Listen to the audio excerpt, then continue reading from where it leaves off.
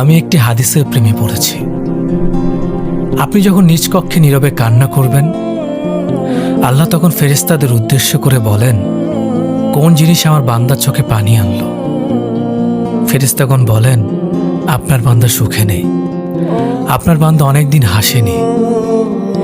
এই বলে ফেরেশতাগণ কান্না করতে থাকেন এবং আল্লাহকে বলেন, হে আমার রব, আপনি জানেন আপনার এই বান্দার হৃদয়ে কি রয়েছে, অতএব আপনি তার জন্য সবকিছু সহজ করে দিন।